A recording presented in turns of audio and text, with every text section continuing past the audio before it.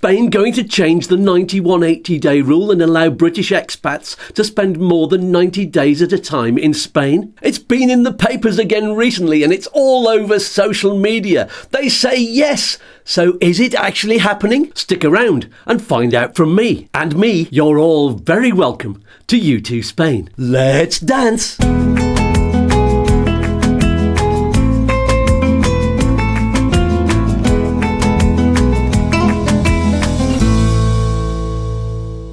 Hi, I'm Skatz from YouTooSpain. So am I. On this video, I'm going to answer the question that keeps popping up on news websites, articles, social media, and even on YouTooSpain's live shows. Is Spain changing the 90-day rule to allow British tourists to spend more time in their Spanish holiday homes over the winter, just like they used to before Brexit? In case you don't know by now, Brexit lost all UK citizens their membership of the European Union, so they no longer have the freedom to travel or work in the EU. They're now what's called third country nationals, and as such are bound by Schengen rules right across the EU. Okay, let's have a quick look at the news items and posts all about this, so you can see where all the excitement is coming from.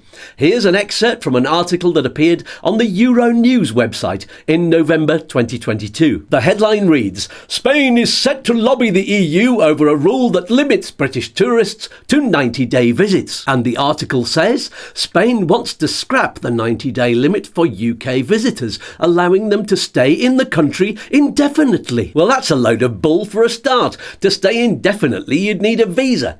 But let's see what else the article says. Non-EU visitors are only allowed to visit Schengen area countries for 90 days in every 180-day period. But Spain is set to ask EU authorities to relax this rule for British holidaymakers.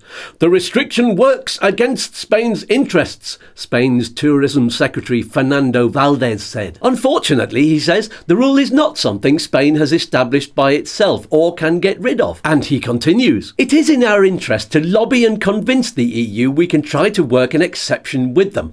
But the solution must come from them." The article goes on to ask, why are British tourists so important to Spain? And here's what they say. Before the pandemic, Spain received around 84 million tourists per year. A whopping 17 million of these visitors came from Britain. The number dropped with the onset of pandemic restrictions. However, numbers started to surge again this year, with 1.8 million Brits visiting Spain in the first quarter of 2022. Spain relies on tourism for 12% of its GDP. So that's great. Sounds promising, doesn't it? Lots of big numbers there to show how important Brits are to the Spanish economy. We'll come back to those in a moment. But first, here's an excerpt from another article. This time on the website International Advisor from January 2023. 2 or 3 months later. Spain wants to scrap the 90-day limit and allow long-term stays for UK visitors, according to a property and real estate firm. The company said that the Spanish government plans on asking the EU to get rid of the 90-day rule for UK residents, as they accounted for 20% of the country's tourists before Brexit. Ooh, big numbers. Fernando Valdez, there he is again, the Spanish Tourism Secretary, told UK newspaper iNews the restriction against tourists from the UK works against Spain's interests. Spain is set to ask the EU to exempt British tourists from the current rule. The rule is not something Spain established itself, so we can't get rid of it ourselves. We can help to work on an exception, but the solution must come from European authorities. Déjà vu. The article goes on to quote from someone at the real estate firm. Before Brexit, second homeowners without Spanish residency were used to spending 6 months at a time at their homes in Spain, as they enjoyed some winter sun. But with the 90-day rule now being enforced more strictly by the Spanish authorities, such lengthy stays in Spain are no longer possible without residency. Are they actually enforcing the 90-day rule more strictly? No, they're enforcing it exactly the same to all third country nationals. So that's not true. Nothing's changed. Except the UK jumped ship without managing to negotiate a lifeboat or even as much as a set of armbands. So now they've got to follow the same set set of rules as all of the other non-EU countries. The property website Spain Homes also ran an article around the same time saying, Spain demands to revoke the 90-day rule for UK citizens. Ooh, so now they're demanding, are they? Well, that's not what it said in the other article. And can they make such a demand to the EU? No. Jumping ahead now to October and November 2023. These are the most recent announcements, which appeared in a few places, including the Mallorca Daily Bulletin and Olive Press News.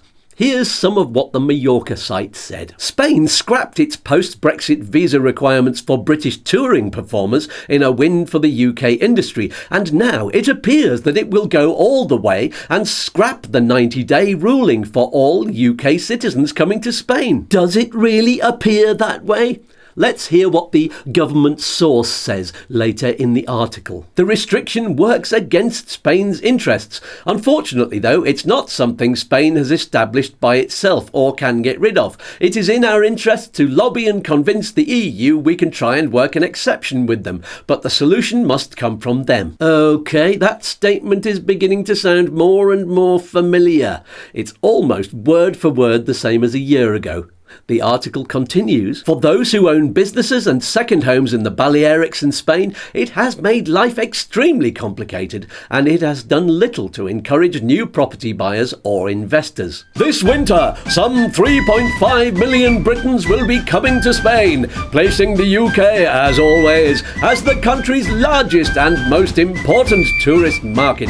And as we have already reported, Spain is set to lobby the EU over a rule that limits British tourists to 90-day visits. Then they pile on the pressure even more with this emotive paragraph. Those who overstay this period, intentionally or unintentionally, may face penalties, including deportation and entry bans, which the Spanish government made clear on January the 7th. And the new post-Brexit situation is proving a nightmare for thousands of Britons who own properties in Mallorca and elsewhere in Spain. The first thing you might notice in these articles is they're all saying that Spain's tourism minister is just planning to lobby the EU. And he says, but the solution must come from them. Right then, what can we deduce from all this so-called news? Well, these articles span 3 periods over the past year, and nothing has appeared on any website yet to follow up on that news. And there's been nothing at all, as far as I can tell, in the national newspapers. Have you seen anything in the proper news? Let me know in the comments. Has the tourism minister gone ahead with plans to lobby the EU? And if so, was there any success? It seems not. Or we would have heard something, surely. Is this a serious attempt by the tourism minister to change the law? Or is it just a way of appeasing British tourists and estate agents by appearing to be working in their interests? He has said exactly the same thing at least 3 times, unless it's just journalists lazily rehashing the original quote from last year. Oh, they wouldn't do that, would they? I wouldn't do that. I think the bigger questions to ask are these. Can Spain actually change an EU law so it applies only to British tourists coming to Spain? Doesn't changing an EU law mean that all 26 EU countries need to agree with the new law? And if so, how many EU countries are actually bothered enough to say yes? How many are still bearing the brunt of Brexit and are still annoyed at the UK for causing such a disruption to trade and funding and everything else? What does it matter to them that Brits want more sunshine in the winter in Spain? There are also people in the UK asking the question, how come Spanish people can spend 180 days in a row in the UK, but we can't spend more than 90 in a row in Spain? Can't Spain reciprocate that arrangement? Well, as the tourism minister said, only the EU can change the Schengen rules. The only potential workaround might be for Spain to come up with a special tourism visa extension for UK citizens.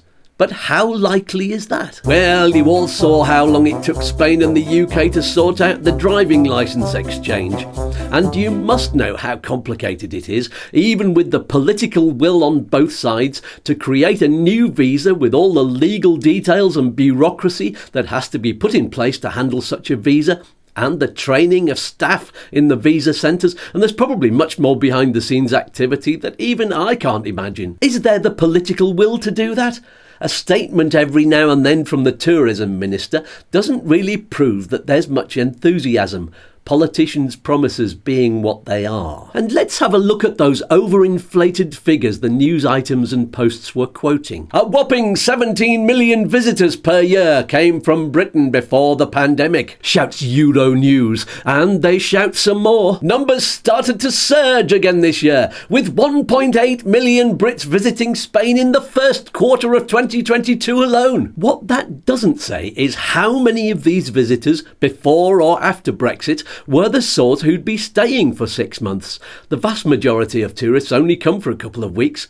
They go on to say, Spain relies on tourism for 12% of its GDP, as if that gives you any idea of how important long-term British tourism is. Even if the total of all British tourism in Spain was as much as a fifth of that 12%. Which is actually true.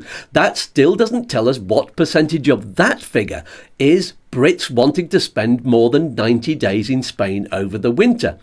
However you hike up the figures to argue the case for holiday home owners wanting to winter here, and however much emotive language you use to hype up how they're suffering by being threatened with deportation if they overstay, and how much damage it's doing to the Spanish economy, none of these repeated claims of Spain changing the rules show the real figures of how many actual Brits are affected and how much more that group would actually spend if they were allowed to stay for the whole winter in one period rather than splitting up their time here over the year. Honestly, in my experience, Brits aren't really the biggest tippers out here, and the majority of those with a second home in Spain are pensioners, seeing their disposable income being whittled away by higher food and fuel prices at home and increased mortgage rates because of inflation. So, is this potentially relatively small group of people with reduced spending power really that important to the Spanish economy? Estate agents tell me that Brits are still buying houses here in spite of not being able to stay in them all winter. And if there is any shortfall in British tourists and house buyers, then it's easily being filled by people from other countries in Northern Europe who have EU passports and are able to stay longer. One final titsy-wintsy little point that's never spoken about in the news items.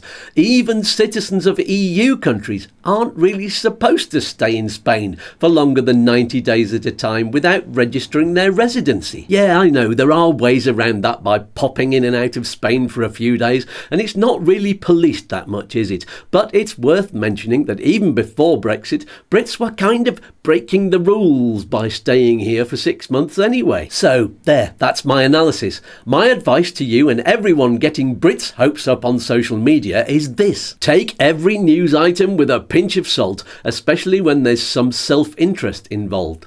Ask yourself, are they perhaps trying to get you to buy property by convincing you you'll soon be able to stay all winter? Are they sensationalising to sell newspapers? Are they politicians making promises shortly before an election? Or are they just trying to get you to watch their YouTube channel? Haha, we all love a bit of clickbait, don't we? That's all for now. See you on the next video. Peace and love. Let's dance.